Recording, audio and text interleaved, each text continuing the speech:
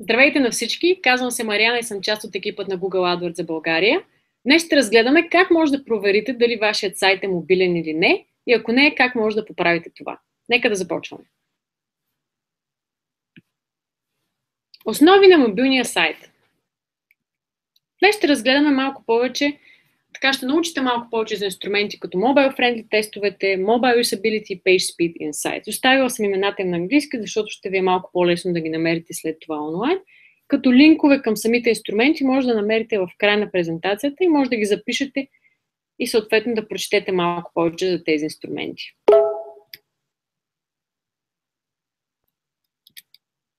Добрият user experience задържа потребителите на вашия сайт, докато лошият user experience може да навреди на ранка на сайта в страницата с резултати от търсене и съответно потребителите да не могат да видят съдържанието на страницата, както вие бихте искали, с така странни букви, на различно или грешно място и така нататък, и да напуснат сайта.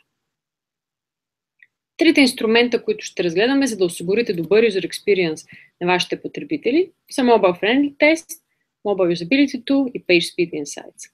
Започваме с Mobile Friendly Test. Тук съм взела пример с google.com. За Mobile Friendly теста, в този случай инструментът ще ви покаже дали всъщност тази страница преминава теста или не. В този случай страницата преминава теста, то явно се показва нормално. В други случаи обаче, като вземем друг сайт, системата може да ви покаже, че сайтът не е пригоден за мобилни устройства. Какво точно показва този инструмент? Инструментът първо използва Googlebot, за да провери страницата ви. Използва един URL етапно, един по един. Какво точно проверява системата? Системата използва Googlebot, за да провери страницата ви. Използва един URL етапно, т.е. разглежда URL-ите един по един и тества само Mobile Friendliness. Това всъщност представлява Mobile Friendly теста, като тук в ляво, където са хиксчетата, може да видите точно какви са грешките във вашия сайт. Ето тук вече етапно ще разгледаме резултатите от теста. В този случай, един от резултатите е, че текстът примерно е прекалено малък, не може да се чете от потребителите, или пък линковете са сложени прекалено близко един до друг. Когато един потребител иска да кликне на горния линк, примерно, той отива на долния, кликва там и отива на грешната страница.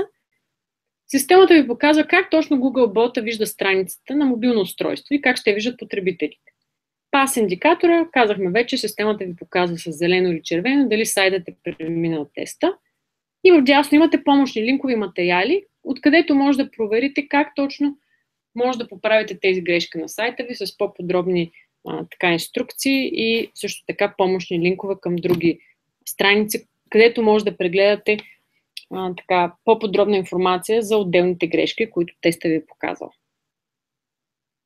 Сега ще разгледаме и втория инструмент – Mobile Usability Tool. Това е всъщност на български инструмента се казва мобилна използваемост. Това е инструмент на Webmaster Tools. Може да намерите този инструмент, като отидете на Webmaster Tools и отдолу, в ляво на страницата, виждате Mobile Usability. Включила съм линка малко по-нататък в презентацията, може да се го запишете по-късно. Какво ви показва Mobile Usability теста? Показва ви статуса на теста до днешна дата. Т.е. в този случай е февруари месец. Ще ви покажа точно от тази дата какви са резултатите. Вляво ви показва грешки между страниците. Примерно тук има прекалено малък font size, тъч елементите са прекалено близко сложени един от друг и така нататък. Ще ви покажа история на мобилната използваемост.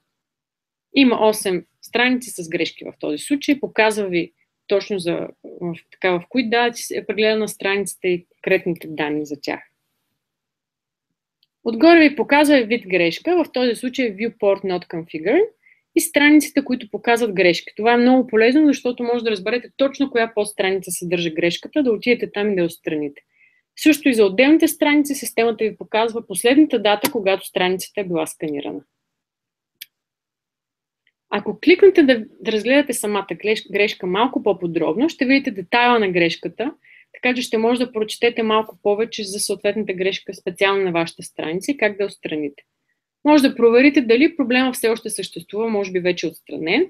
И ако това е така, може да видите, да кликнете на едно меню за малко повече помощ и точни примери как да отстраните проблема. Mobile Usability инструмента използва Googlebot, за да провери страницата. проверява релевантни страници на вашия сайт според индексацията и тества само Mobile Friendliness. Сега ще разгледаме последния инструмент PageSpeed Insights. Както виждаме тук на страницата, системата ви показва резултати за това колко бързо се зарежда страницата, какъв скор или какви точки би дала системата за бързото зареждане или бавното зареждане на страницата. Показва ви също и тестовете отделно за мобайл десктоп, т.е. за мобилни и за настолни компютри и за мобилни устройства ще може да видите отделни резултати. Ако кликнете вдясно на жълтия бутон, ще проверите тези за настолни компютри. По-надолу ви показва резултати за User Experience тестовете, резултати за бързина на зареждане на сайта и в дясно отново може да видите как изглежда страницата и какви точни точки има за отделните характеристики вашия сайт. Ако изберете да разгледате по-подробно резултатите, може да видите и специфични съвети как да отстраните проблема, ако имате прекалено ниски точки или пък все още искате да подобрите нещо по вашата страница относно бързината на зареждане. Тази система не използва Googlebot, проверява индивидуални URL-и и проверява най-различни добри практики, които вие може да използвате, за да отстраните проблема, като дава специфични технически насоки. Тук са линковете, за които ви говорих, може да си ги запишете и да прочетете малко повече за отделните инструменти, както и отделни статии от Google блога. Следвайте ни на Google Webmasters. Благодаря ви за вниманието!